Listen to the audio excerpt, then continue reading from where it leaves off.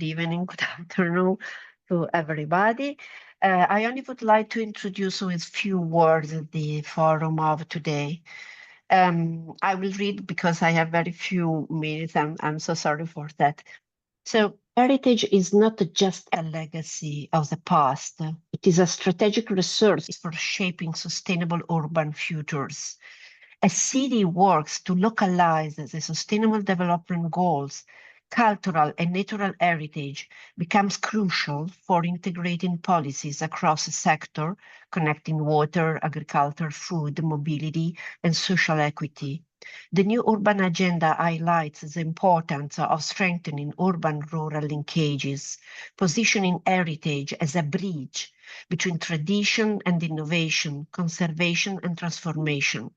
Achieving SDGs 11 requires moving beyond the isolated intervention toward integrated metropolitan policies that address climate adaptation, resource efficiency, and social inclusivity while reinforcing local identity.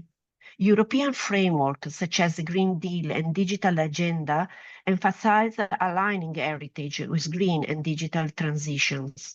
However, true systemic change demands adaptive governance, flexible institutions that dynamically respond to evolving challenges. Metropolitan landscapes function as complex ecosystems where heritage plays a key role in maintaining regional balance. From Europe to Africa and Balkans, embedding heritage in planning processes is essential to address socioeconomic inequalities and environmental degradation. Nairobi and Lagos exemplify how youth culture, digital innovation, and heritage entrepreneurship can challenge conventional preservation frameworks, transforming heritage into a catalyst for economic growth. Research in Vlora, Albania, highlights the need for strategies that integrate cultural heritage into territorial development. The quintuple helix model offers a governance framework that balances economic, environmental, and social factors. In conflict-affected areas, initiatives like Landscape in Emergency in Gaza demonstrate how landscape architecture can foster socio-environmental justice, linking heritage preservation to resilience and recovery efforts. Finally, urban resilience is no longer about survival, but about anti-fragility, using crises as opportunities to rethink governance and planning. This approach encourages urbanists, architects, and policymakers to see heritage as an active force in sustainability transitions. Heritopolis positions itself at the intersection of cultural identity, adaptive management, and policy innovation, fostering cross-sectorial metropolitan connections. By bridging research and practice, past and future, this forum aims to redefine heritage as a key pillar for localizing SDGs and building more just, resilient, and inclusive metropolitan territories. It is time to move beyond the static notion of heritage.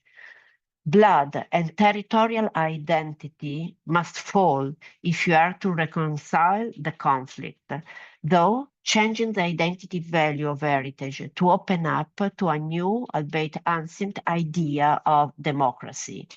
The speaker of today that will try to develop such ideas. I don't read the entire CV. I think that their presentation will represent who they are and their researcher profile. So we will have Alessandra Maria Pandolfi. She is a contract professor at the DASTU, Department of Architecture and Urban Study, School of Architecture at Politecnico di Milano. Arsenda Lipovica. She's architect and fellow researcher at the Department of Architecture and Urban Study at Politecnico di Milano too. Then we will have Maria Gabriella Trovato, Associate Professor of Global Landscape Study at the Norwegian University of Life Science. Moa Ayala, that he is an accomplished public sector architect with expertise in urban planning, environmental sustainability, and creative cultural industry. And last but not least, Nashang Nyorg Ngugi, sorry for the pronounce, a member of the Swahili Pot Hub Foundation. Is a physical and land use planner from Kenya, who is a practitioner of sustainable coastal development. So thank you very much to join us. Thank you very much for giving us your time. And I will leave the floor to Arsenda Lipovica from Politecnico di Milan. Thank you very much.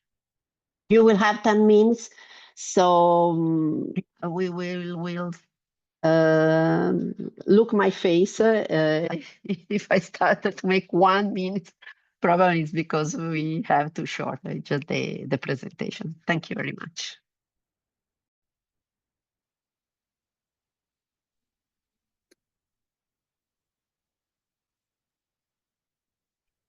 Arsenda is not in full presentation. Thank you. So I think we can start with the first contribution that we would like to propose, that is about how the heritage has become a driver for us for localizing the SDGs to determine the smart specialization strategy for Vlorë. So if we can see it in the next page, how basically we try to use the quintuple helix approach that Antonella was mentioning before in the introduction as a possible driver to determine which are the processes of metropolitanization and how this metropolitanization, which is causing fragmentation and fragilization, can be somehow tamed through the use of an anti-fragile approach that can use the SDGs as drivers, starting from the idea that we don't live in a blank area, but we live in an area where the heritage has always been a very important factor contributing to the development of a metropolitan area that we can see here and in the following slide, that has a very peculiar dimension because it connects Italy to Albania. So we started from an idea of metropolitan culture as heritage, because we know that one of the most important elements of the heritage that we can meet in a metropolitan area is actually its geography. And not only the actual geography, but how this geography was determined, as an example, by the action and interactions of the main actors that are involved in the quintuple helix innovation model. So the civil society, the university, the entrepreneurs, and anybody that can have a role in shaping an area can actually contribute. We strongly think that one of the most important factors that at metropolitan level can be considered as heritage is actually the morphology itself. So as we see in the following slide, we need a shift because most of the policies that were developed by the European Union, starting from the smart specialization strategies that were introduced at the European level to try to help the different regions inside the European context to develop, need to be localized. So all of these strategic visions which connect to the cohesion policy of the European Union need to pass from a statistical view of the European Union, that's the typical statistical view that is proposed by ESPON and all of the other European tools which promote these programs, to a territorialized policy, which actually introduces the concept of geography and morphology as one of the main values to be preserved. So, as we represented in the following slide, the new idea of the future cohesion policy can be turned into something useful to territorialize these strategies and to pass from a statistic-based, a data-driven, fact-oriented policy to an actually place-based policy, mostly because the new targets of the cohesion policies that will be implemented in the funding period 2021-2027 are based on some relevant facts and some new innovations compared to the previous idea of the policies, which include not only the economic growth, but mostly the improvement of the life quality of citizens.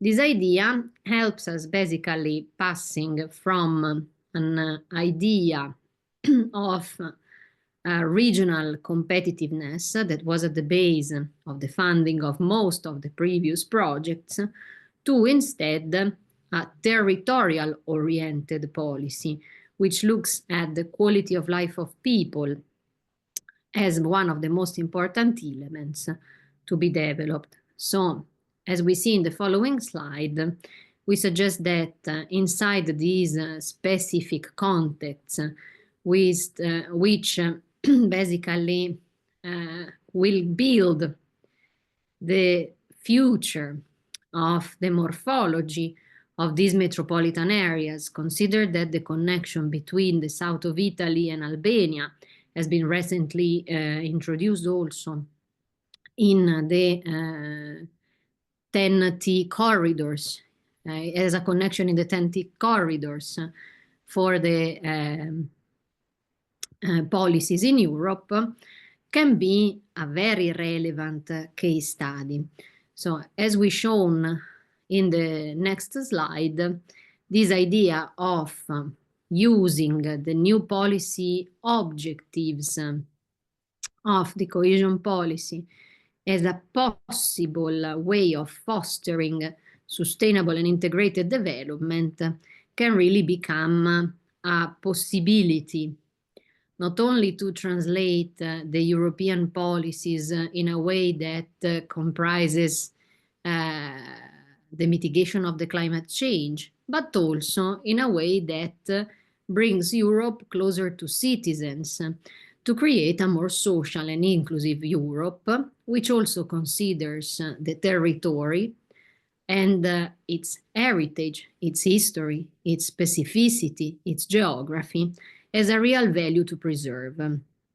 So we tried, as we can see in the following slide, to translate some disciplinary challenges, which of course are rising in the discipline of the metropolitan management and the metropolitan nature of the management of these very wide and super connected areas, to try to understand how the local capitals, including the morphology and the heritage connected to it, can be turned into a driver of innovation. So, as you can see in the following slide, we try to translate the regional strategy for Albania inside this smart specialization strategy idea into a bottom-up process that puts together not only the local specificity, but, as we can see in the following slide, the capability of creating a place-rooted proposal that can consider the specificity of the region inside its territorial context.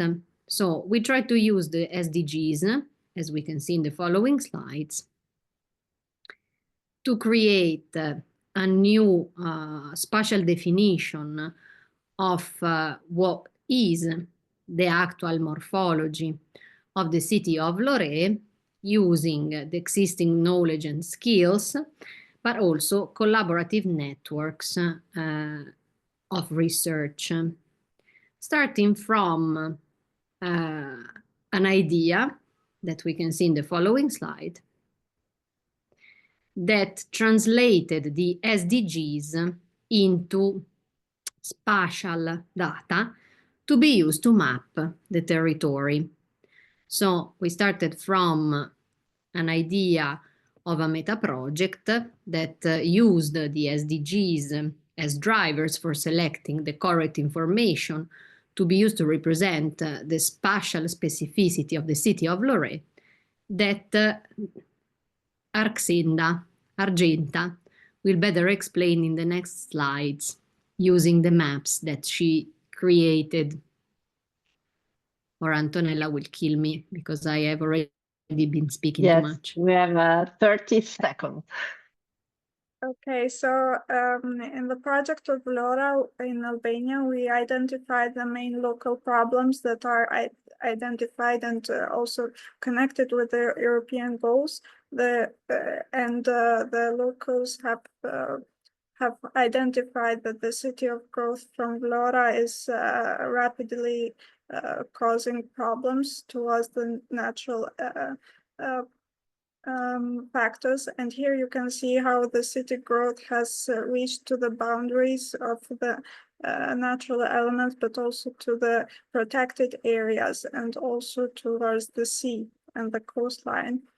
And so what we did was we highlighted these specific priorities which are identified by the European goals. And then we applied the quintuple helix contribution and smart specialization strategies to identify the SDGs aligned to the local scale towards a global impact.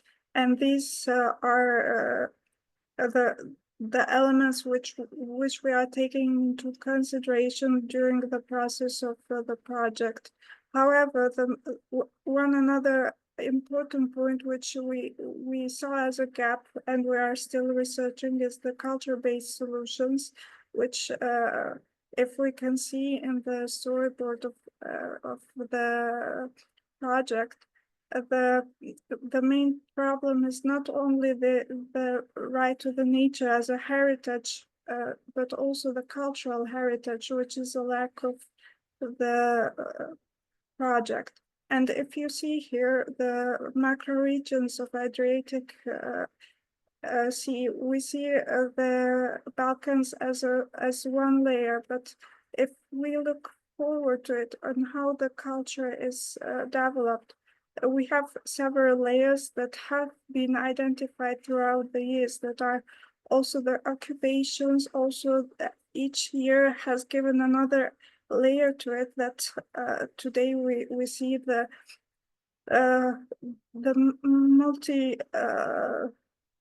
multi-ethnic within the Balkans that is not in the maps. So to move forward, we have highlighted the parts which the city of Vlorë has had as a problem. And so we will focus on one of the projects that some of our students did. And they highlighted the way on which way the city is developing and how can we refrain and reach to the green gray infrastructure element. And what they did is they saw the connection within this part of the city and tried to connect to the part of the nature, to the protected area, to prevent city expansion.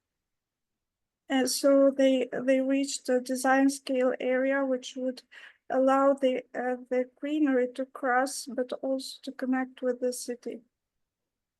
So going back to the point of the heritage and how can we see the nature, but the natural-based solution starting from the nature and heritage, we thought of going back to the drawing, which is from Albania, to see and to be seen, to see behind, but also to connect with the coastline.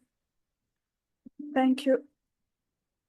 Thank you very much. So we will give other 5 minutes more to all the other participants, to be fair.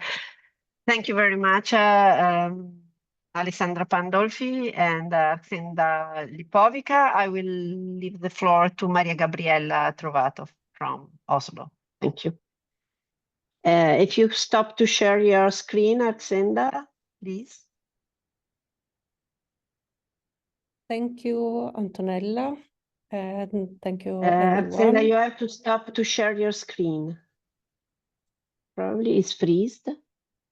Yeah, maybe because if they will not stop, I cannot share my screen. Exactly. I think Argenta is, let me text her. See. Yes. Okay. Right now you can share. Thank you. Yes.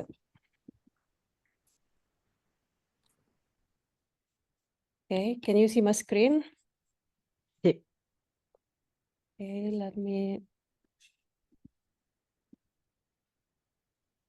Okay, then thank you everyone for being online today, and I will talk about, as already Antonella mentioned at the beginning, I will talk about a landscape in situation of conflict.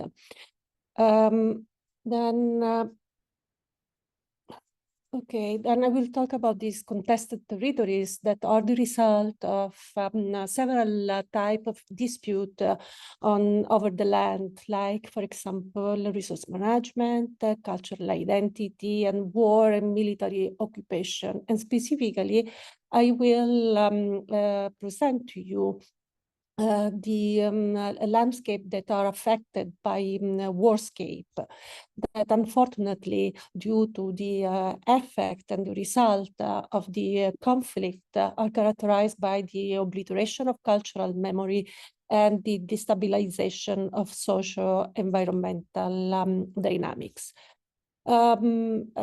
Nowadays, due to several issues, there are so many communities in different parts of the world that are plagued by daily crises. And these crises are materializing in instability, devastation, displacement, homelessness, hunger, insecurity. And looking at the conflict in specific, I really like this map that I didn't produce, but I found it on a website that is researching on conflict all over the world. And you can see that they are mostly localized in the southern part of our world. And the more recent conflict, specifically around Europe, but also in other parts of the world, have demonstrated that they are not only creating a lot of suffer for the human, but this crisis and this humanitarian crisis is deeply interconnected with the environmental destruction and stress. Then there is this entanglement between material and biological component, and then between human and non-human life that we need to take in consideration, and aligning also to the post-humanist perspective. And all of this is also linked with the principle of care and agency that aim at fostering stewardship and ethical responsibility. We are now sure that we cannot solve the majority of crises around us, and also that the majority of these crises and disasters are related with geopolitical issues and with also natural components that we cannot really predict. But then what we can do instead is to live and waive all of these conditions. And that's why this presentation is also concentrated on the adaptive capacity, highlighting aspects of the lived experience and relocate resilience to the level of relationship and community. On the other hand, all of these global disasters have have really challenges. The territories have really affected the landscape. And then cities around the world have become this arena for the specialization, reproduction, and mutation of crises and disasters. And it's also obvious that as designers, we need to be involved and we need to commit to more resilient environment. My study and my research that I will present specifically to you is concentrated on the Mediterranean region, looking at the type of conflict and violence that are, as you can see in this map, mostly concentrated on the eastern and northern and southern part of the Mediterranean basin. And specifically, as in these images, on the war, the conflict in the Gaza Strip. And I will report on this collaborative experience that has been conducted during the past semester in between Maya University here in Oslo, the Norwegian University of Life Sciences, together with two universities in Palestine, Birzeit and An-Najah, the Polytechnic of Milan, the American University of Beirut, and with the support of Architects Without Borders Norway, Habitat Norway, and IFLA Landscape Architect Without Borders. This studio was titled Landscape in Emergency in Transitional Territories. And it was a collaboration in between students and professors in addressing a topic that is so complex. And at the same time, we did this experience while the war was still going on. And then there was also an issue on repairing data and materials and the impossibilities also of going on the field. And we selected Gaza Strip for several reasons, and one is also related to the fact that we had on board with us landscape architect and professor from the Islamic University in Gaza that spent the first 6 months of the conflict in Gaza. Then after that, through a grant, he was able to join us in Norway. And what we were looking at were the different phases of the process of war, looking at the situation of both land and life during the war, and then imagining also solutions or possible scenarios for the transition period and for the recovery phases. And then we were looking also at all the creative socio-ecological forces and practices that have emerged throughout the conflict. And then we were looking at all the daily practices of resistance and the adaptive capacity. Unfortunately, both the Gaza Strip and the West Bank are, due to their contemporary history, are used to adapt to violence and to insecurity. Then we use the concept of socio-ecological repair because we were considering this interconnection and entanglement between culture and nature, and between human and non-human. And in a context like a war, the topic of reparation is was interpreted specifically as action, practices, and method to cope with a world that is broken.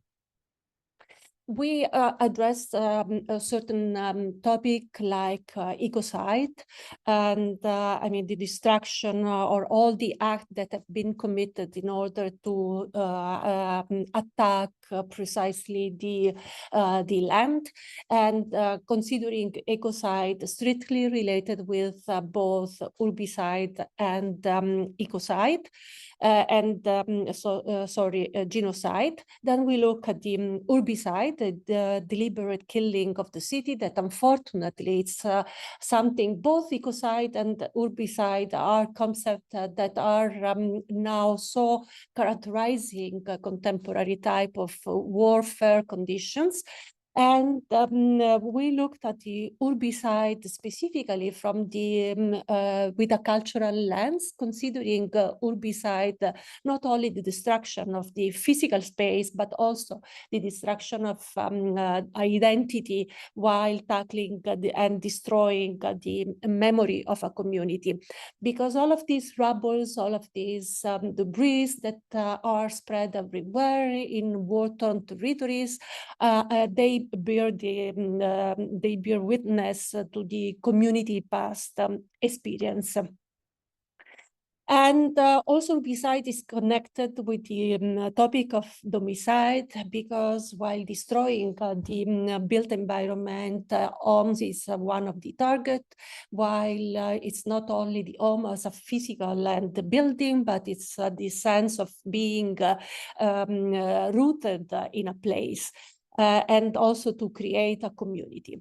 In this studio, we had some objectives in mind, and that were also guiding students and professors together.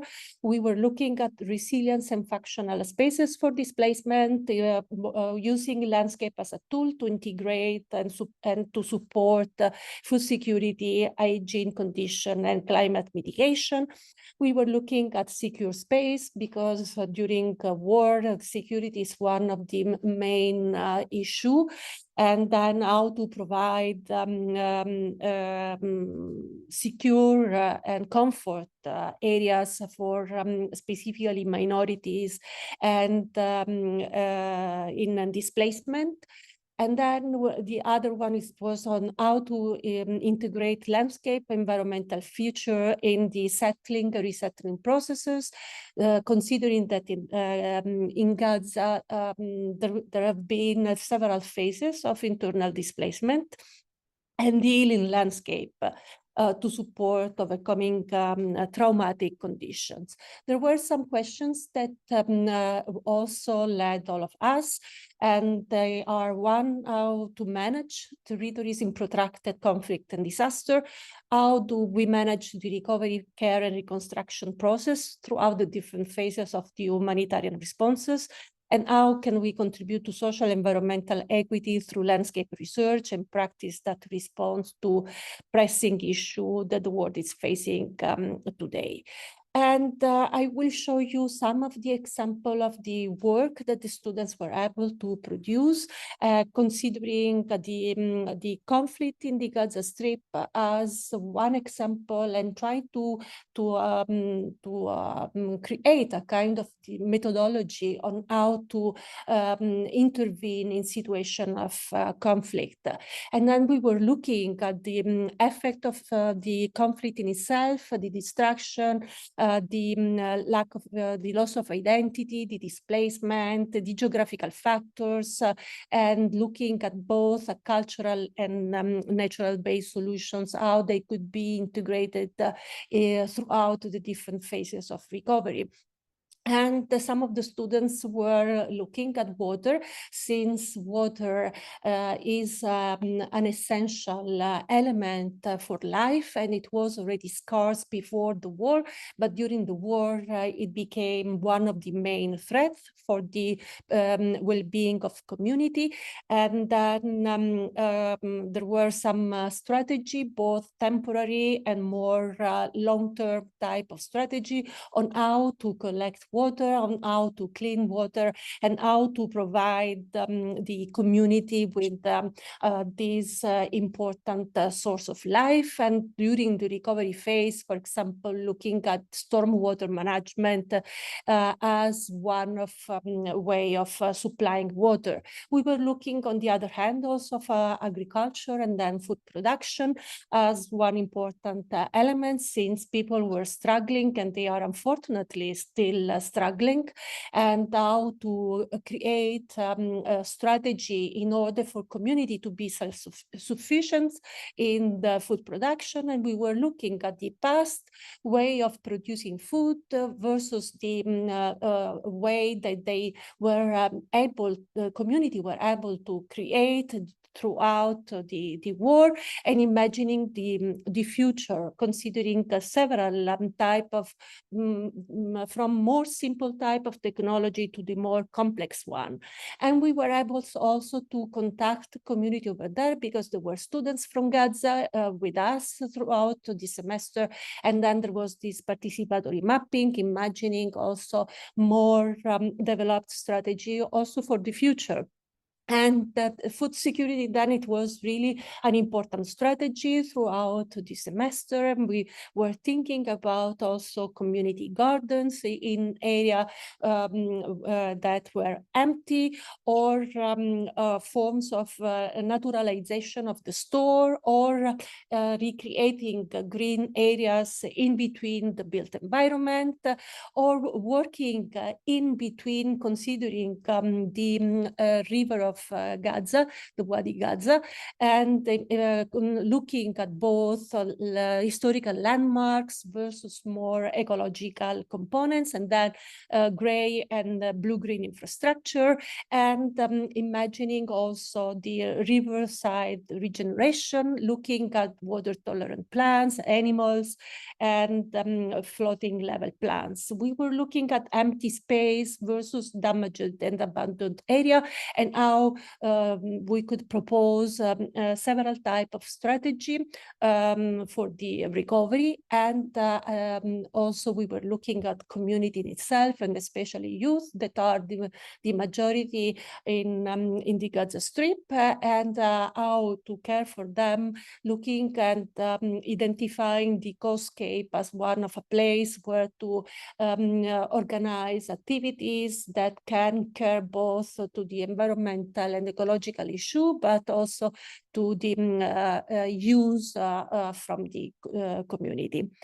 And I think that we stop here. This was really an important collaboration that benefited both students and professors, and especially students from the Europe side that are not accustomed likely to instability like situation of context of war, in really considering how important could be the design for community that are passing through a so difficult situation.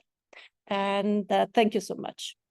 Thank you so much, Gabrielle. Yes, I have to witness that as a student were really passionate regarding this area and this project. So I leave the floor to Mokbolohan Ayala from Lagos, Nigeria. Ayala, the floor is for you. If you stop your presentation, Gabriella, we can share also. Yes, I'm trying to do this. Right. Yes. Grazie. Thank you very much. Great. Just give me a moment. I'm trying to set up.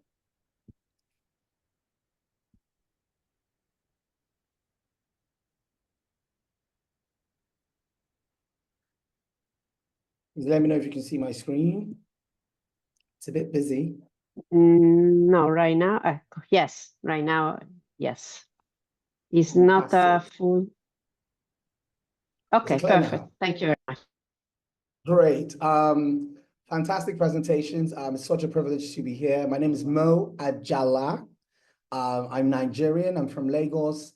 And I probably don't have as much academic background, but I do work in the academia and in the public sector. I consult for the Nigerian government and a lot of subnational governments around heritage management and urban governance. My focus really is about how we are being resilient in Lagos, the largest Black living city, the largest city on the continent. We do have a population of about 26 million and counting. But what's amazing is that during COVID, we had our own solution around resilience. I was part of a recovery team that spoke to the government, and we advised them that we needed to allow more inclusion for the creative cultural industries, the cultural custodians, and the general heritage urban landscape. I was then advised to come up with a solution where I told them we do have laws that can and will help urban development in terms of heritage management. This letter just talks about the type of authorization and engagement. As I said, I'm not an academic to that extent. I'm a professional, and I work largely with the public sector. Key to what I do and key to what this work I'm doing in Lagos is and across the government is to use the existing laws, use the existing policies to engage stakeholders across the multiple sectors. We're talking public sector stakeholders, we're talking civil society stakeholders, academic stakeholders, creative industry, corporate organizations, all the major moving parts that make the tourism, culture, entertainment, urban landscape work. And I've worked directly with delivering some of these remits, as I would show you. Just at a glance, you are seeing a table of the various heritage of Lagos. Lagos is a colonial city under what I would call the British colonial era. And what we do have is a lot of English-speaking heritage, but we are also largely local. We come from our own identities, and across the 5 major administrative regions of Lagos, we've been working with various stakeholders to help them define their identities, help them define their actors, and help them connect that to the reality of urban development. I must tell you, at the center is an administrative area that has almost lost all its cultural identity because of gentrification. So just to have a picture, this is the various heritage sites across the Great Lagos. Yeah.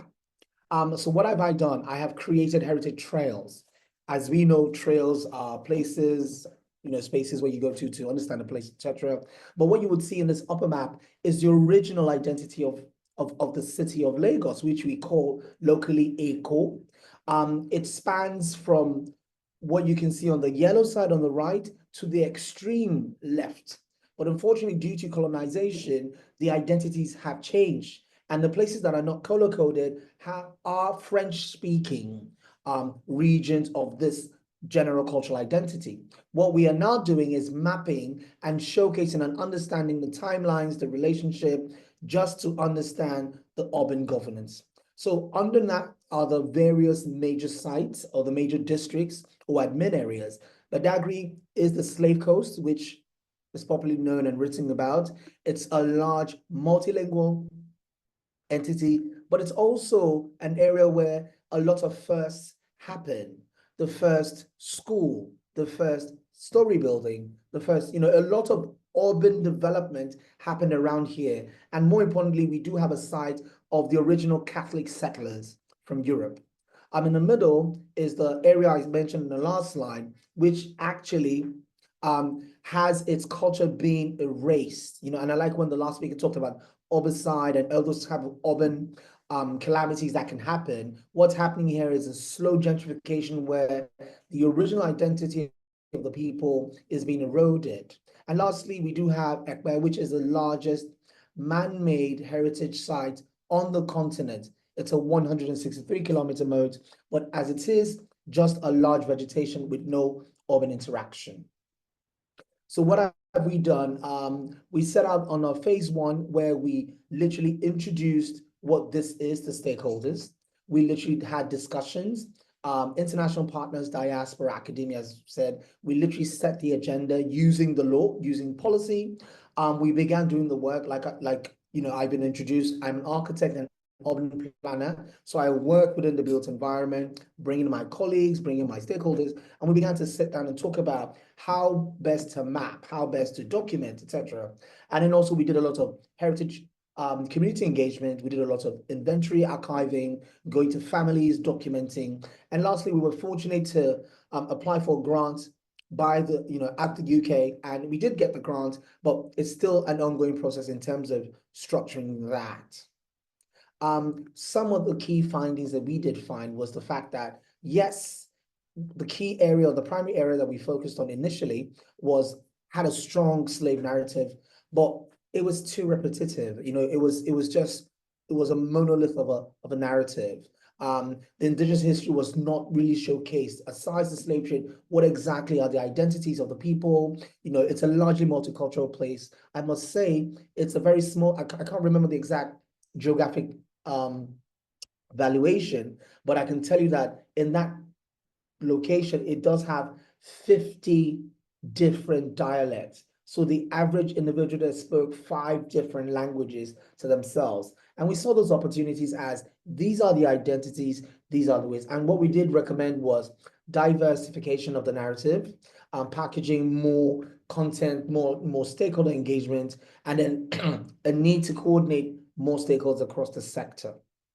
In terms of our digital process, we did a lot of work with Wikipedia, did a lot of work with Google Arts and Culture, and I can tell you that if you Google pedagogy or some of the work, it's online. My point is, hitherto, it was just word of mouth, was just verbal conversation and offline discussions. Now we are also using that stakeholder engagement to drive more digital engagement going forward. And as I've shown you, we do have some of this work being documented and put on Wikipedia just for the world to see and engage. Now, based on that, some of the key terms of references in terms of where we're coming from, who the stakeholders are, is that we've also identified the need to speak with UNESCO as a global regulator, as an institution that does have the full embodiment of how to support and how to advise. And one of the key things we're doing is we're taking some of the strong cultural stories, cultural narratives with the stakeholder groups and establishing key conventions. We're looking at a World Heritage Site. We're looking at an intangible cultural heritage. We're looking at a Creative City Network. So these very many existing nomenclatures, we can apply them across the various identities of the number, and then the outputs are very simple. Stronger history, showcase of festivals, sites, events, places, very basic things that really help the tourism and cultural ecology.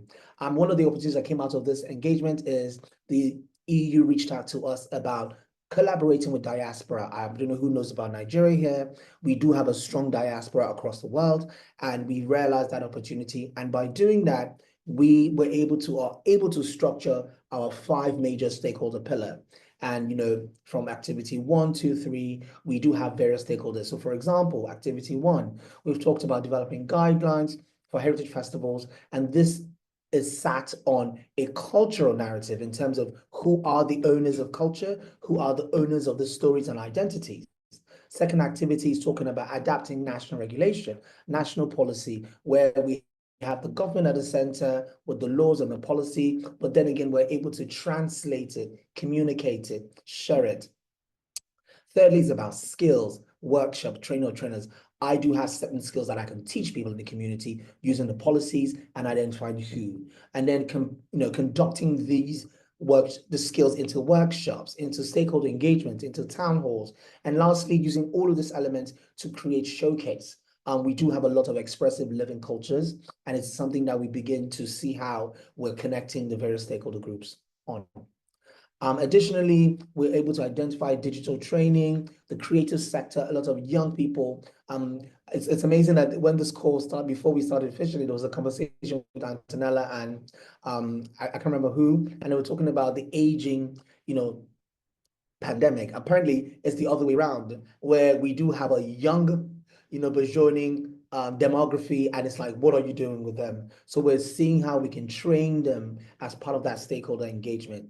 And I can tell you, if you go online now, there's a website that we're constantly trying to build and engage young people to tell their stories. It's still a work in progress, but we're getting there. And this is the real elephant in the room. The Osun site, I believe, if not all, but a lot of people here would know. In Nigeria, we have 2 UNESCO sites, one called the Osun and the other is a Tukor landscape. This is one of the last remnants of traditional culture from a sub-Saharan African perspective. And I was invited to come and inspect it as part of the work that I do across the country. What have I done and what are we doing? We've identified the various sister sites as per making this region a site of conscience. It's a strong story, just as we've done in Lagos, we're trying to tell here, where the various stakeholders need to identify, need to come together and provide their roles. And in my closure, I'm able to show you how we're implementing. We do have our stakeholder groups with their various functions, roles, asks, and benefits. This is how we operate in Nigeria. We hope that we can learn more from peers and other international knowledge providers, just to see how we can co-produce going forward. Thank you very much. Thank you very much, Mo. Very, very interesting and very clear the approach. It's really a reborn of African culture. So really, congratulations. We need it. And so right now I leave the floor to Nashon Njoroge from Swahili Pot Hub Foundation.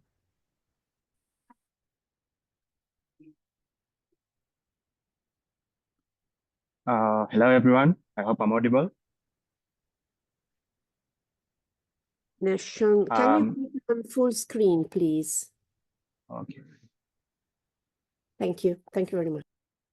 Right. So you'll excuse some of the noise interruptions you might hear. I'm in a co-working space that is at the heliport. There's a lot of youthful activities going on, and drawing from insights that we had in Kenya, the youth are quite opposed to reckon with. So I don't want to come in between the activities and this presentation, but I'll try to keep it as audible as possible. If you can't hear me, please let me know. Or if the interruptions become so loud, please let me know that we can be able to quiet it down. So as I said, my name is Nashon Njoroge. I'm an urban planner based in Mombasa, and looking at urban heritage. Now, my presentation for today will be solely based on the Zaman project. I can say the Zaman project is one of those activities that left the group chat. We were talking about this on our WhatsApp with Ndegwa, who happens to be seated next to me. That's Swahili for.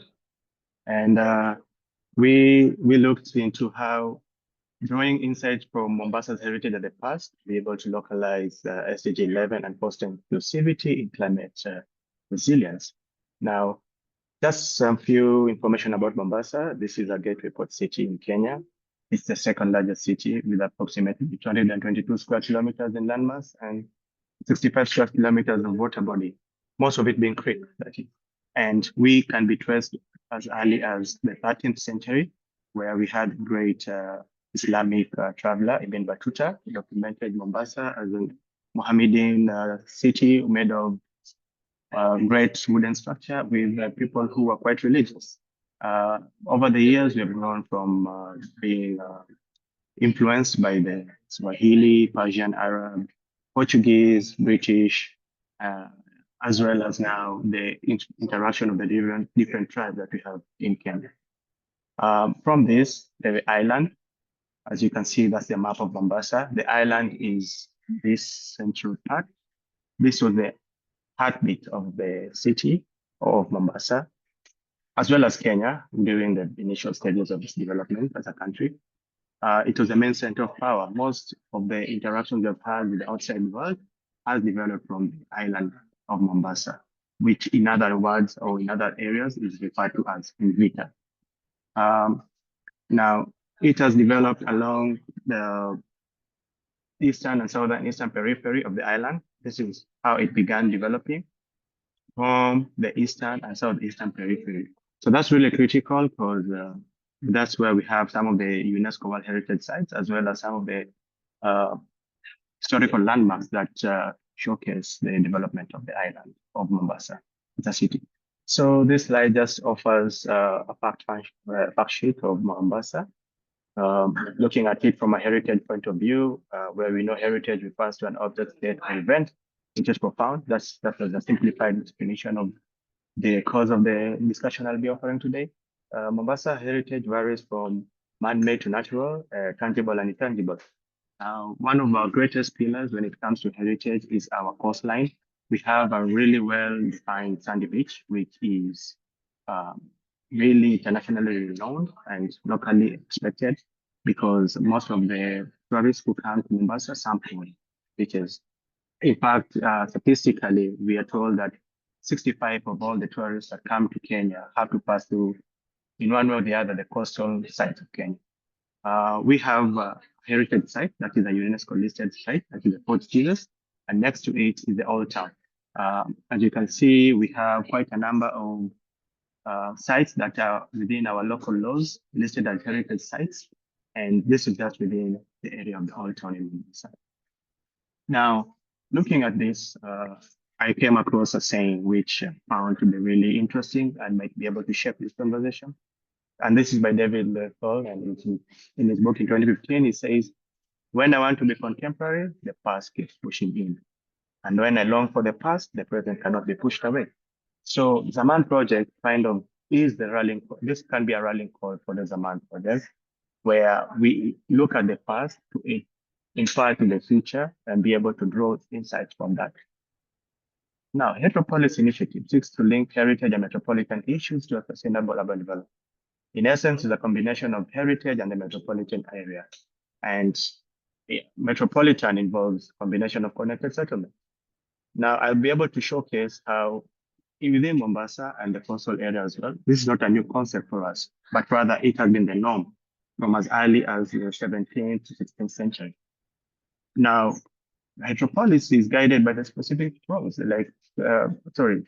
specific questions like, what's the specific role of heritage in sustainable development, and what's so distinct about metropolitan heritage?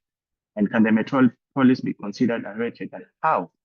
So one of the scoping elements that I used for this presentation were the sustainable development goals, in particular SDG 11 on sustainable cities and communities, and the new urban agenda. And as I progress, I'll be able to show how we can be able to localize that or use the patterns of settlements that were there in the past to localize the SDG 11 as well as upscale or embed the application of the new urban agenda. As I said previously, Mombasa, or the coastal of Kenya, the coastline of Kenya, grew as a metropolitan, where we had city-states, some going as far as Somalia to as far down to Tanzania in an area called Kilwa. So the main aspect of showing you this map is to show you that within this area, we had the Swahili settlement, and they were settled all along this coast. They were traders and mostly engaged with one another, highly familial in nature. They were related and they had close social bonds. So looking at this, how does this now play into the Zaman project? Now, the Zaman was convened by Swahili Port Hub in Mombasa and seeks to link the towns of Lamu, Mombasa, and Tanga as heritage areas. As you can see, Lamu, Mombasa is there, but Tanga is not so clearly mentioned, but it is there. It's one of the towns that grew, especially within the Tanzanian side, and it has a strong Swahili cultural aspect. Now, looking at that, as I said, the Swahili were predominantly based along the Somali, Kenyan, Tanzanian coast, and they were organized into the 12 confederates that we have. We have one called the Tisa Taifa and the Talata Taifa, which is a Cree nation. Mombasa in particular hosted the Talata Taifa, with the Tisa Taifa being spread along the Kenyan coast.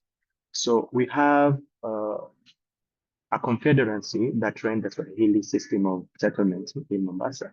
as they say, and as I said, since metropolitan, as I defined earlier, is a connection of settlements that are either connected economically or socially. You see that the Swahili had already taken this approach, this form of settlement, the metropolitan form, and they'll be able to expand more on that.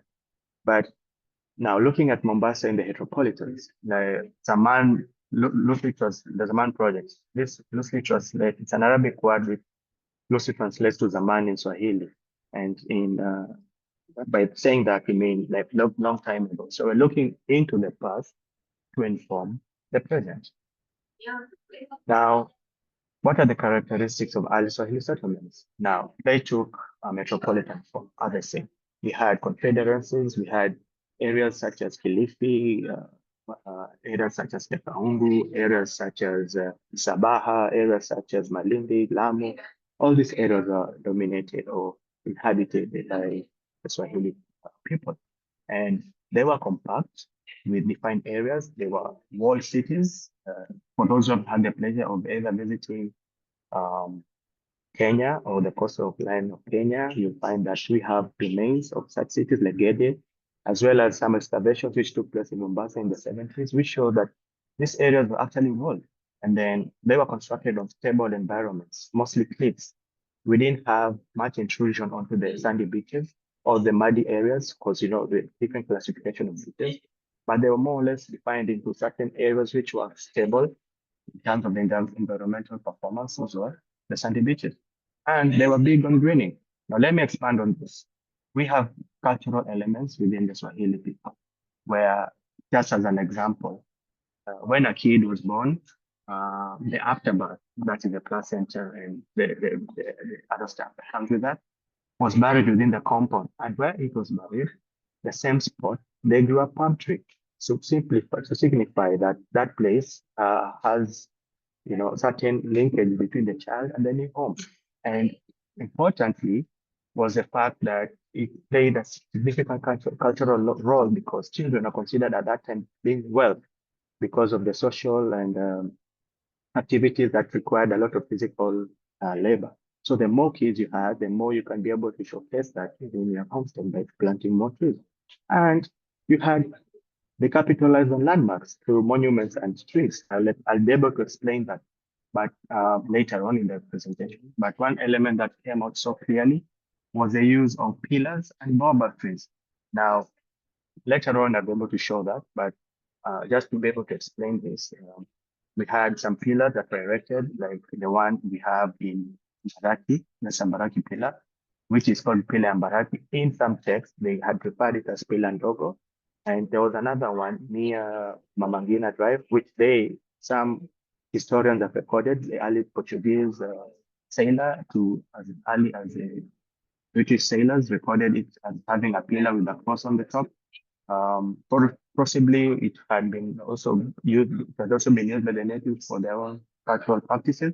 And they call this Baraki, not Baraki, but Pillar kubwa, that's what we call it that was in Swahili, but now in English it says the big pillar.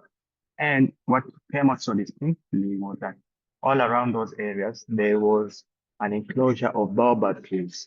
Baobab trees within this culture, in Swahili, they're really sacrilegious in that some was regarded as superstitiously to be transformed sense of the ancestors, like it's hosted the spirits of the ancestors. So cutting those trees was an abomination, as well as it was able to provide good beaconing in terms of no one ever used to cut in those days, baobab trees. And then they were quite stable. It was really hard for them to be able to be uprooted or to be able to fall down. And then they relied on linkages with the mainland, because like in Mombasa, it was mostly a trading town.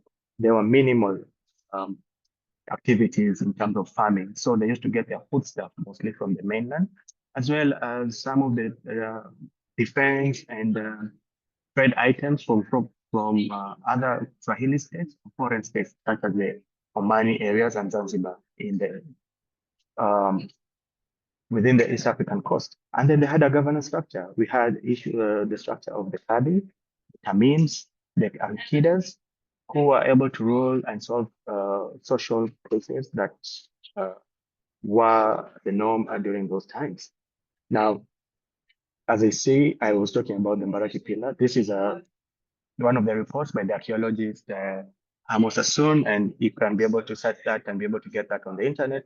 It quite really gives a good linkage and be able to give a good description of what he was able to discover, not discover, but be able to unravel what happened during those days. As you can see the pillar, and then you see those trees just next to it, those are the baobab trees. Now I'll show you a better close-up of that picture as taken by a British also archaeologist and also archaeologist but an archivist.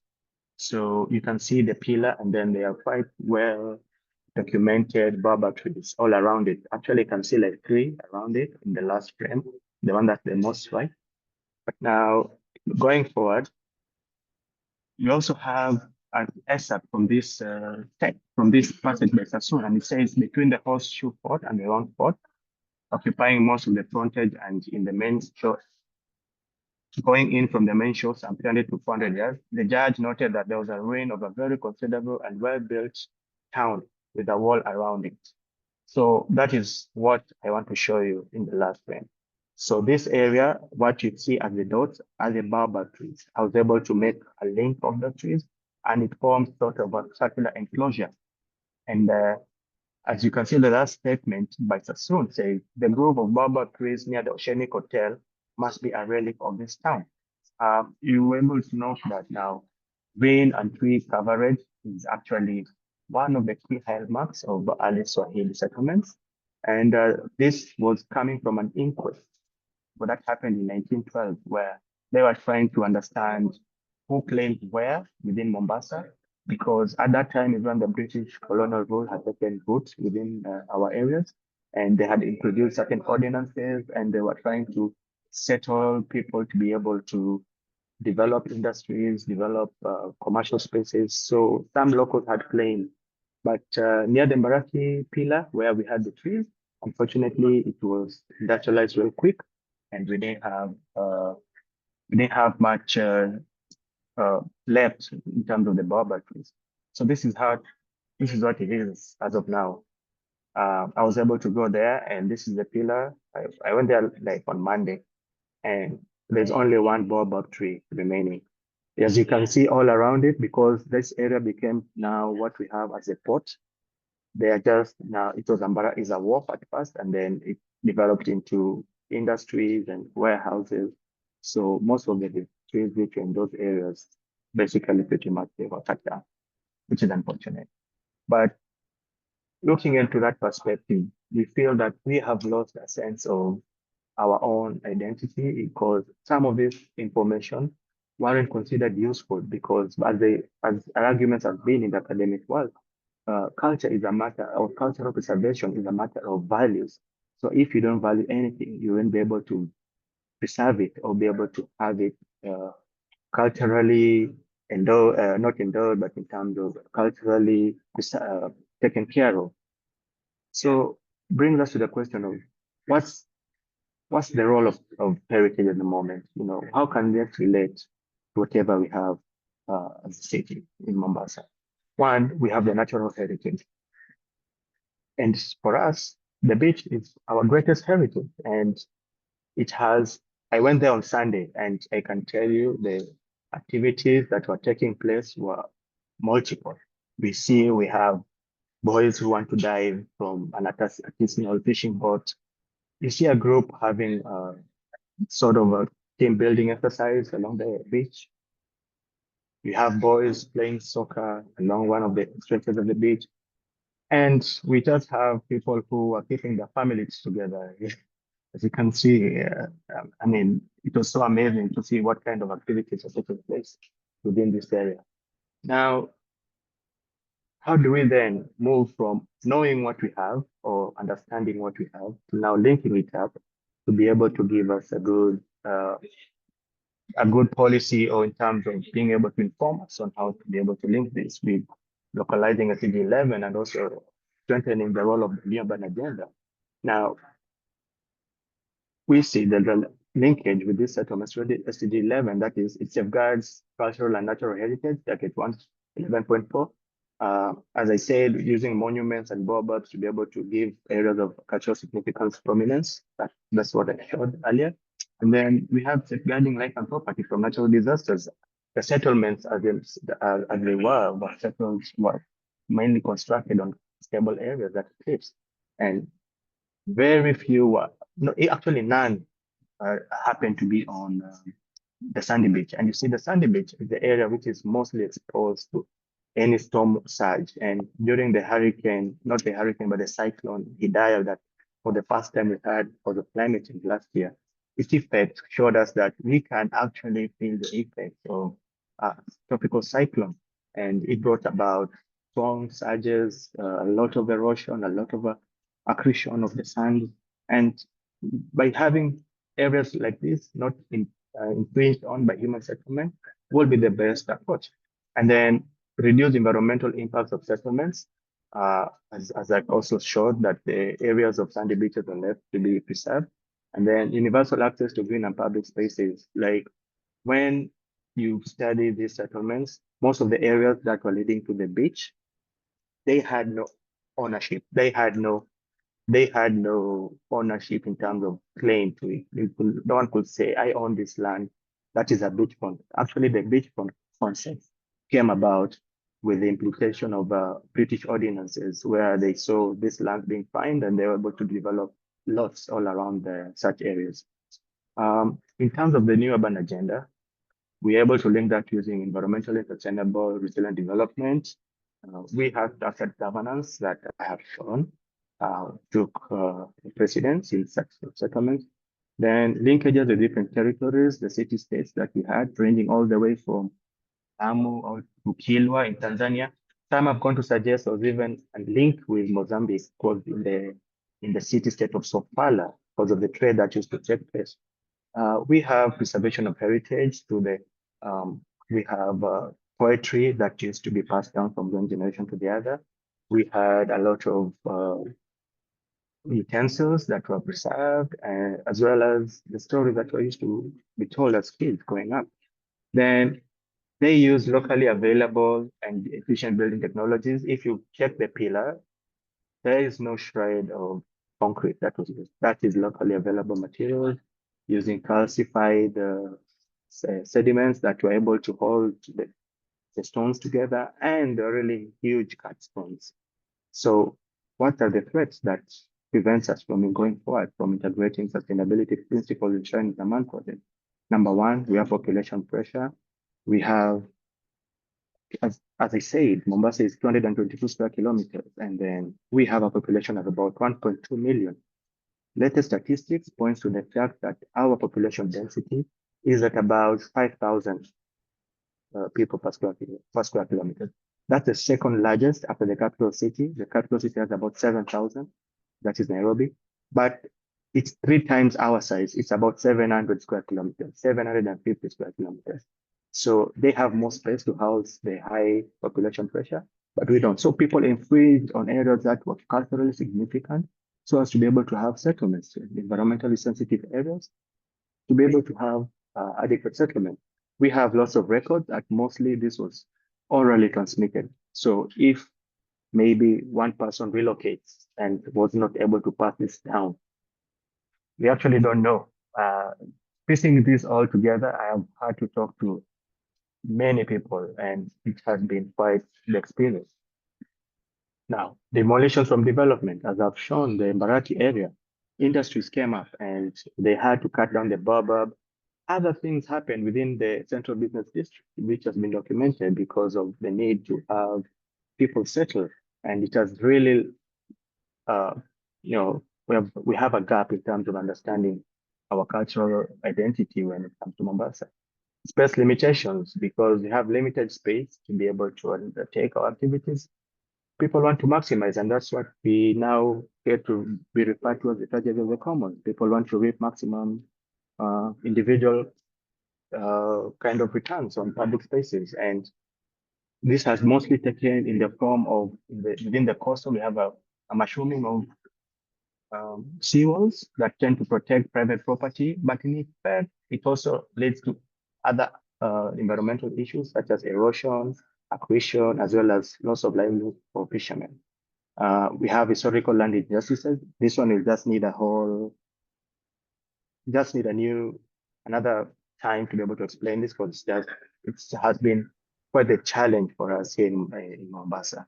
And globalization, where we have even the architectural form and styles that are being presented in Mombasa. It has really, we have now more or less the modernist, postmodernist designs taking shape. The cultural significant architecture that used to be present so visibly within Mombasa is starting to die down. There are many articles that have been written in our newspaper. I wasn't able to get the cuttings, but it was there. People are lamenting that we're losing our identity. And then the lack of community dialogues that says application of heritage. We are not discussing this thing. We rarely have dialogues to be able to discuss this and be able to upscale this in form of policy, because I work in the government. Yeah. Now, localizing. Sorry, Nation, can you go quickly to the end of the presentation so we can also have few minutes to discuss? It's All right. super This is interesting. So my last slide, actually. thank you. Second last, I'm so sorry. sorry. So yeah, so I'd like to jump down to utilizing scientific methods in reinforcing cultural principles in governance. So this is something that I was able to come up with, and I took use of the multi-criteria decision-making model, in particular the AHP, and it seeks to analyze perceptions and to be able to make calculated inferences, and it's best to be used for community dialogue. So one of my recommendations is that we need to have structured community dialogues which are scientifically based. So from there, we'll be able to have nice or good inferences which can be able to inform policy. So for example, in terms of land use, using my own knowledge, I was able to give out the 7 parameters that we have to consider when you're making decisions on land patterns and building regulations within Mombasa. And top of the list was the environmental performance. Then we have to come with compatibility. Then we also have social welfare considerations, culture, heritage, fourth.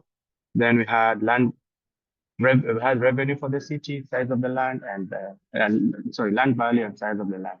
In essence, this actually talks to the resilience of coastal areas being from the student context. So with that, I'd like to thank you all and looking forward to future discussions. And yeah, thank you. Thank you. Thank you very much, Nashan. Super interesting also this approach and the presentation of the key studies. I don't know, Mike, if you have time for a small discussion or reaction or anxiety. Yeah, Let me know.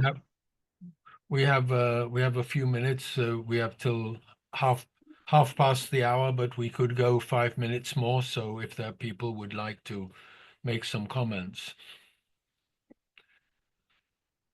Yes, somebody that is in the audience would like to make some comments or ask some question. Please, the floor is yours. You only have to open your microphone and speak.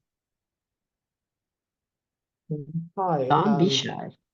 Lagos. I think I want to ask Mara Jabrella in terms of her work in, I understand that that's a very sensitive scope and topic, but more importantly, what were the major pain points in terms of that process? Like what were the research issues? What were the key issues in terms of gathering data, engaging with stakeholders? I'm very big on stakeholders.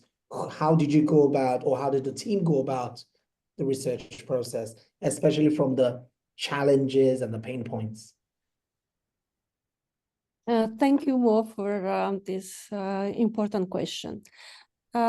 that the Gaza Strip is still not accessible. Then what we try to do in terms of data collection and knowledge about the area, we had several lectures with professors from Palestine that were giving us information about the history, about the culture, about the geography, the landscape, I mean, all the basic type of information.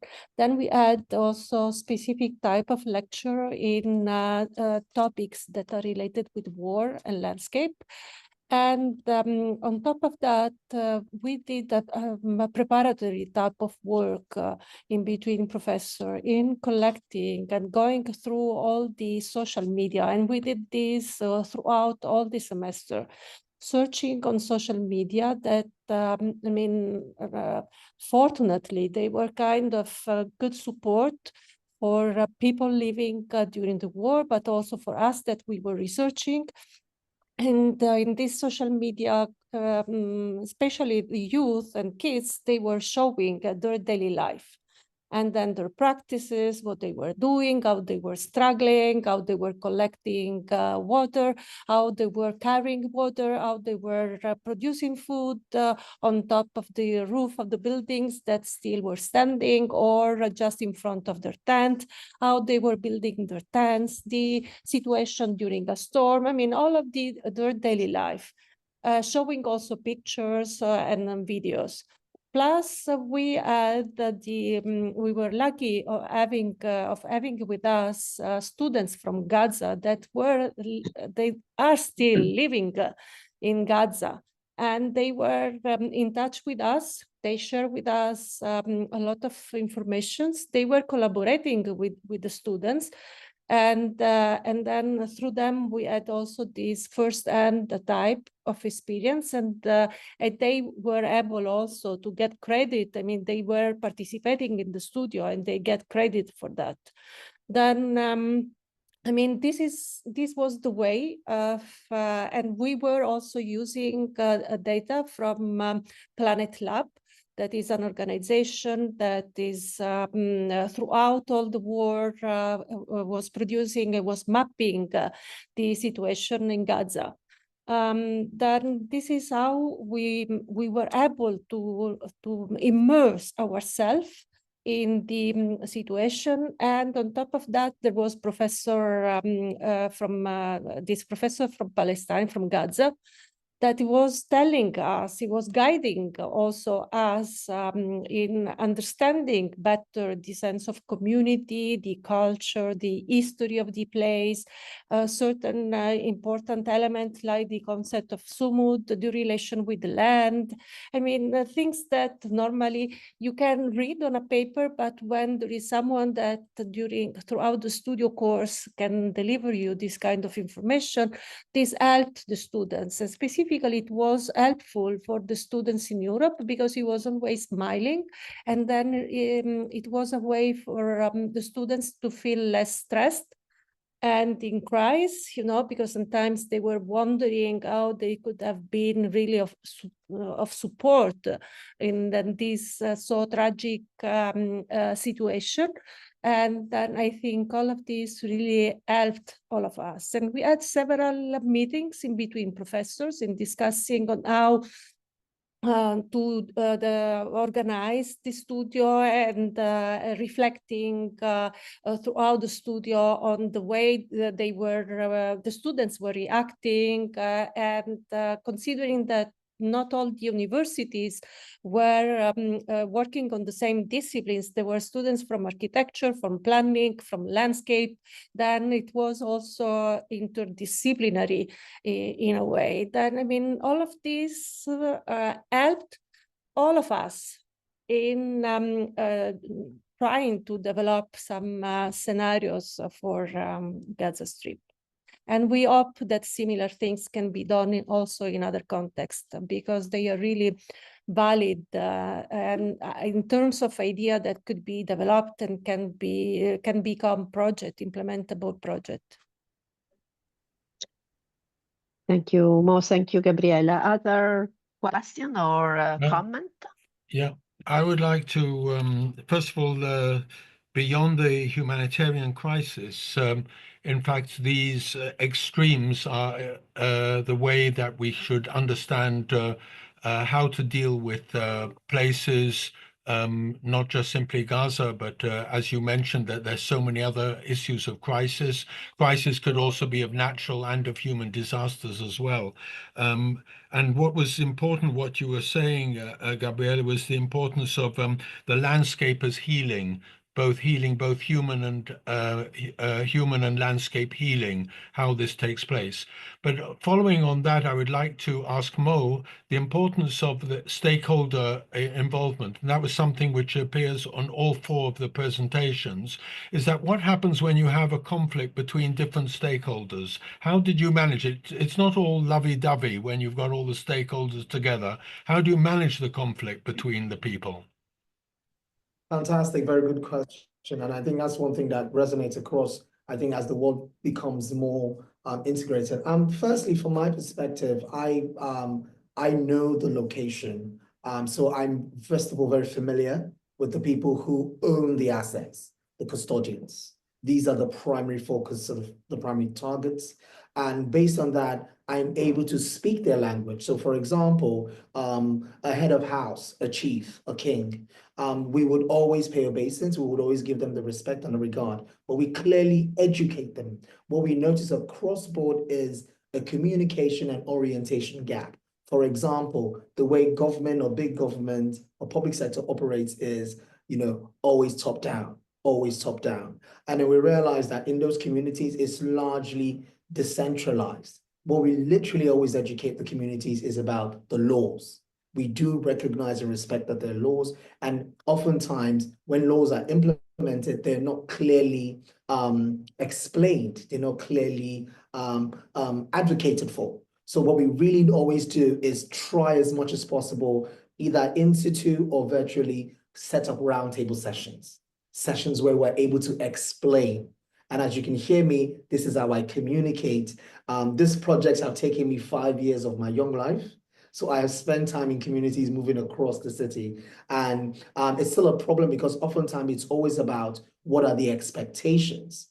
One thing we're doing, and I'm learning from my academic partners in the University of Lagos, is about equity, not equality. We understand that in Nigeria, where we come from, the subnational owns the land. But according to history, it's the local communities. So we often tell them and have that sit down from a planning perspective. You are the traditional owners. These are the institutional owners. We need to come and agree on what. For example, they need to build schools on your heritage land. They need to build hospitals on your heritage land. You need to understand that we cannot just hold heritage for heritage's sake.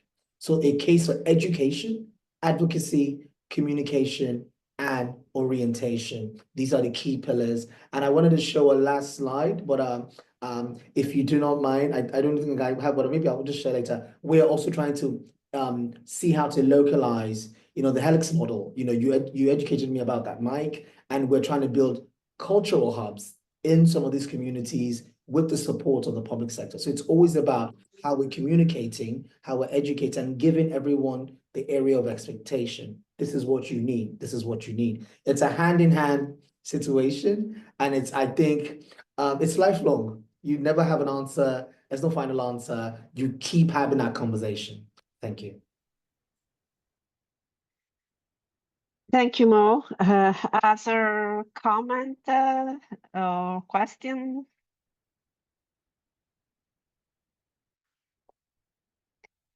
There is a comment by Ramon here.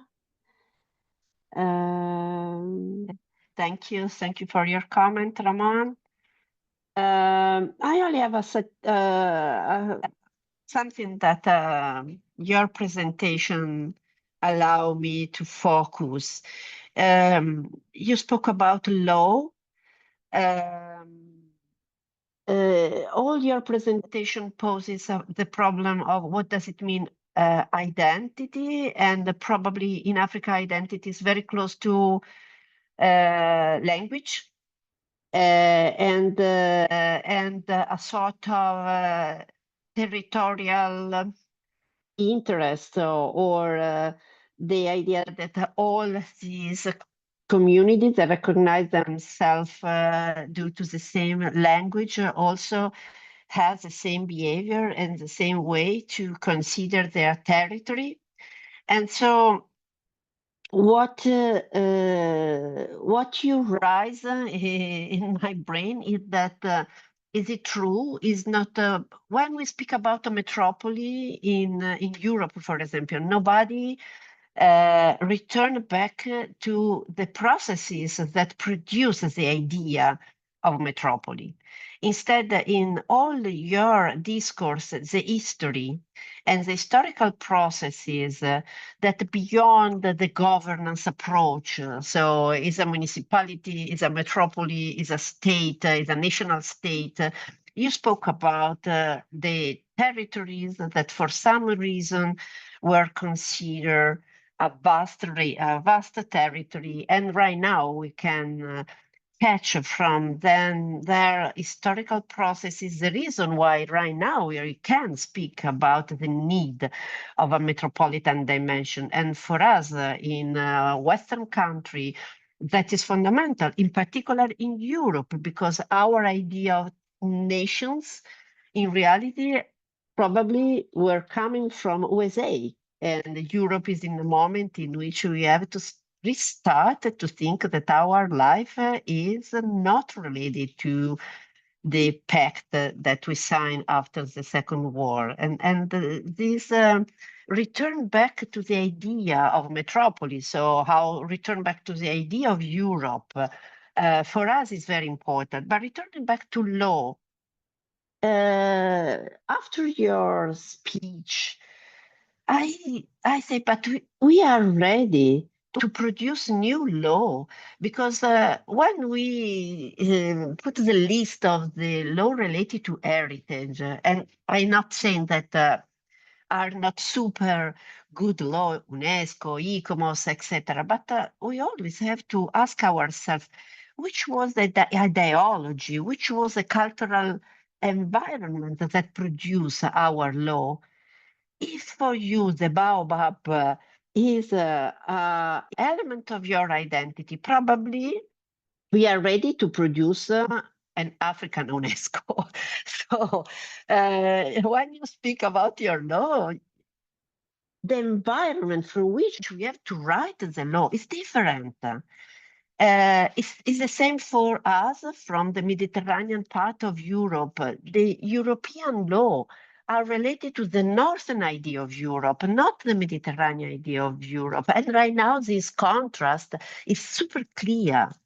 So probably for Africa, but also for Latin America, it's time to rewrite. I don't know if you would like to name it UNESCO or another name, but yeah,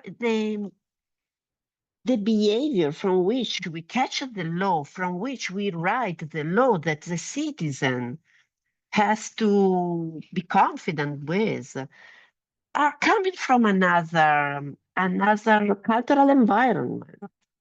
And that is fundamental. Africa, Latin America is ready. And we are old. We are in a tricky moment in which we have to learn how to rebuild ourselves after the Second War and what Trump and Putin are bringing us. So we are in another frame, but you can help us to go further in this concept. And probably the next Congress that we have to organize is how from Africa and Latin America is possible to rebuild the law.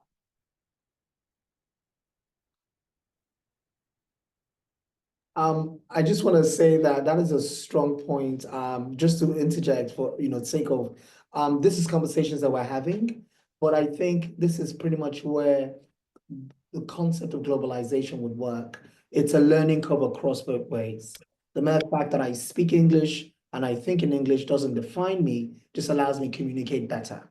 What I can clearly tell you is that we are having a rising knowledge base and debate around these things. I think forums like this are much needed to drive these conversations forward. So this is why we're having this conversation. But I must say, this is what a lot of people are thinking about in their different silos. But it's a good thought. It's a good way. We need a global approach, you know, north, south, east, west. For us, it's very clear. We do have traditional concepts, precepts, nuances, approaches that we have forgotten, but people are beginning to look at it. People are beginning to apply it. I mean, even down to construction methodologies. So I think it's really about how we convene and take this conversations forward. And I really want to thank Mike and everybody else, you know, who really allowed me to speak. But more importantly, how do we take a conversation from here to more of a more formal fora? And then we're really debating and exchanging. Yeah, thank you. Thank you, Mo. Thank you very much. So, other question?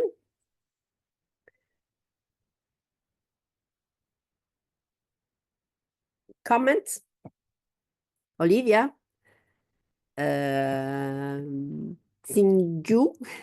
Yeah, Ramon? no, thanks, Antonella. I just want to apologize. I couldn't make the beginning, and so I missed Maria Gabriela. I understand I missed completely your presentation, and I'm very sorry. But I loved listening to the last two, and I'm just very grateful for the organizing of this. Of course, the baobabs have remained imprinted in my mind as monuments, and yeah. But thanks. I'm sorry I didn't follow the whole session.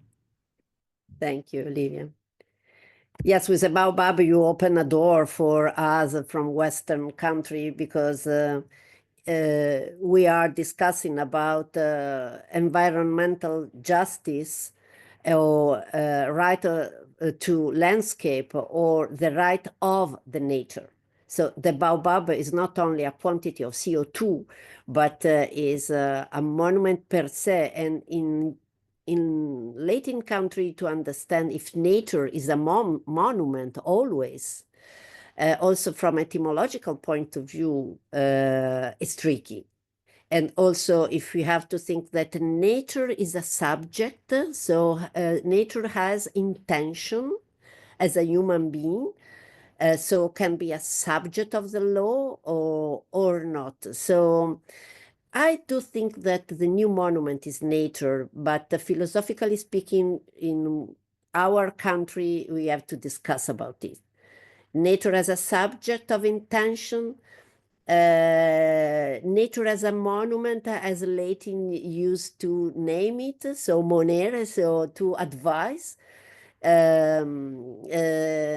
It's tricky, but also help the old continent to open up our brain and to start to think in a different way. So really thank you for your approach. I think that is a value of heritopolis, to be able to not to compare efficiency of our country, but compare phenomena and also put in crisis our traditional way of thinking about nature, about law, about right. I think that what you show us is that the norm, the law has to be open to the future. So I have to understand what I can do inside the law, not to have a law as a contract that was the contract that the European brought to Africa and Latin America is not a straight contract, but has to be something that allow me to understand how I can move, I can act in different scenarios that are not predictable. And so also what we name law has to change, because it has to be open to the future, has to help us to control, to govern, but has to be open. And we are not able. And probably from informality, we can learn what does it mean, an open law. I think that it was really some really exciting ideas have come along. The very wide range of subjects and topics, but this is only one of three forum, which we will bring together. And I think that one of our ideas will be is then to try to internalize and understand some of the insights which have come on board. Olivia will be coordinating the next two, which will then look at nature-based solutions and will bring on board a lot of these ideas. And I think that as we move through some of these thoughts over the next presentations, we should then have a discussion about how we can bring all this together into some sort of, I wouldn't say statement or declaration, but a better understanding about where we should then put together stakeholders, where we put in then cultural-based solutions, nature-based solutions in the best way. And I think this is really the challenge. So it's this discussion is really not ended. It is just now on hold, and we look forward to you joining the next two forum in the coming months. Antonella, your last word. Thank you very much. If is it possible to share also with our social, the YouTube or the recording of this forum? I think that we have to start also to spread this really insightful moment of discussion. Yeah, And well, we will. This is going to be this is a trial, so therefore we will ask our secretariat in Korea to look at then the and then share it with you, because you are the ones who've made the presentations, and then on that basis, then we will then show how we can. We will then discuss how we can then put it on more public. But obviously, it's a trial, and we need everybody's approval, just rather than just simply throwing it onto the screen. Yeah, thank you. Thank you. Thank you very much. And so which are the next date?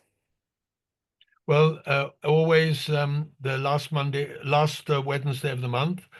This was done by consensus, so that's the time that we've agreed. So we look forward to seeing you at the end of next month on the Wednesday. This will be a general consortium meeting, and then we will then be able to have other discussions and other evaluations of heritage in the metropolis. Thank you. Okay. Thank you. Thank you very much. Bye. Bye. Good night, Joy.